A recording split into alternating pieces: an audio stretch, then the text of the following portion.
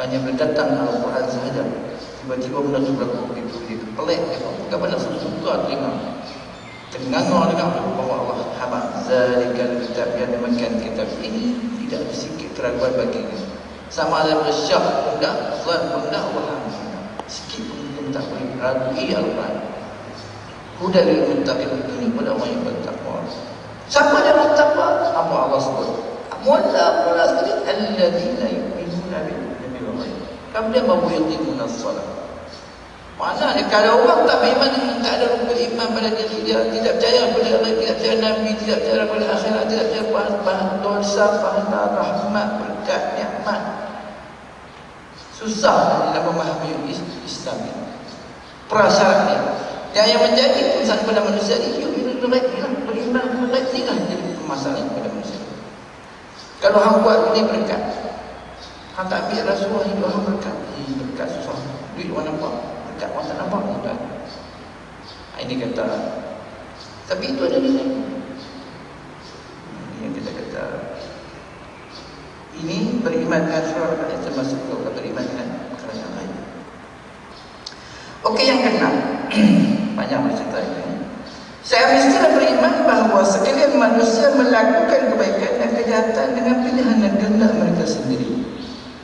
Namun demikian kebaikan yang dilakukan itu tidaklah berlaku melainkan dengan taufik dan inayah daripada Allah. Manakala amalan jahat pula tidaklah merupakan paksaan daripada Allah, tetapi ia termasuk dalam batasan keizinan dan kehendaknya. Firman Allah Ta'ala berkaitan dengan ini, وَبِلَهِ الشَّيْطَانِ الرَّجِيمِ وَنَفْسٍ وَمَا سَوَّاهَا فَأَلْهَمَهَا فُجُورَهَا وَتَقْوَاهَا قَدْ أَفْلَحَ مَنْ زَكَّاهَا وَقَدْ خَابَ مَنْ دَسَّاهَا. Dan jiwa serta penyempurnaannya, maka Allah mengilhamkan kamu kepada jiwa itu jalan kefasikan dan ketakwaan. Sesungguhnya beruntunglah orang yang mensucikan jiwa itu, dan sesungguhnya merugilah orang yang mengotorinya. Ini siapa PSQ saja ini lagu ni. Wasyamsu demi matahari. Takwa itu dia dah kata. Tapi yang Quran cerita, ada orang yang mengotori jiwa dia, rugilah dia. Okey, sekarang kita tengok. Kadang-kadang ada yang orang sebutkan yang baik itu datang daripada Allah, yang tak sempurna itu datang daripada ini cakap perkataan Allah.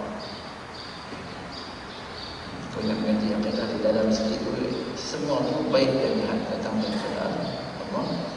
Tapi baik dan jahatnya macam mana? Ini soal hati. Soal hati.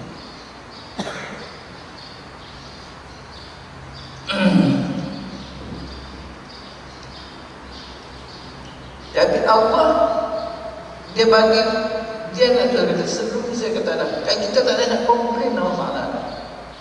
Sebab Allah bagi semua fasilitas kepada kita yang cukup lengkap. Ya Allah suruh kita buat baik itu, maknanya semua itu dalam kemampuan kita.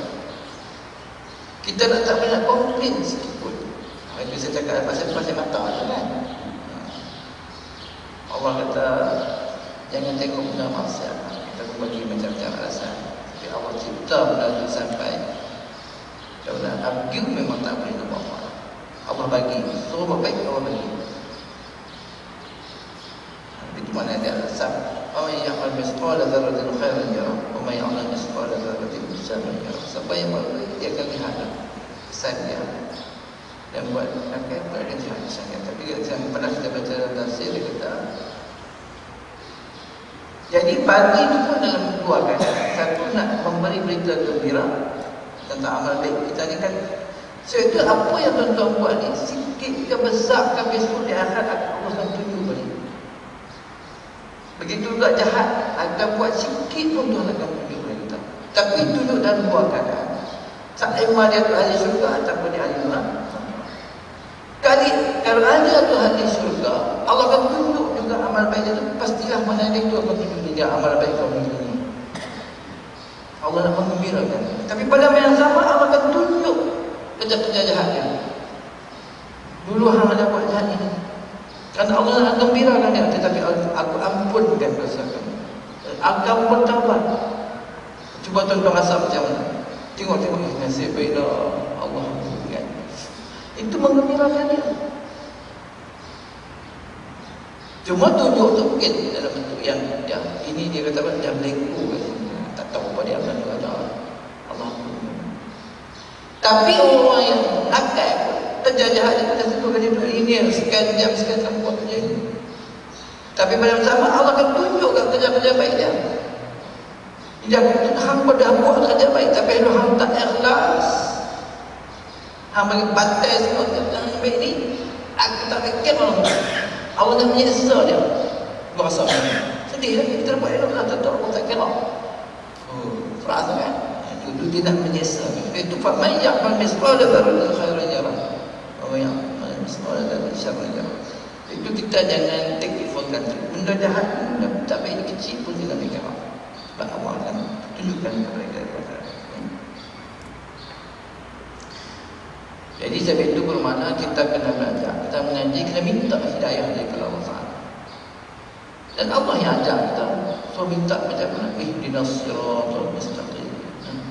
Bukan kita mereka buat ayat sekali. Allah cerita dalam minyak kena minta ni. Yang paling utama kena minta tunjuk dia orang jalan yang lurus. Jalan mana?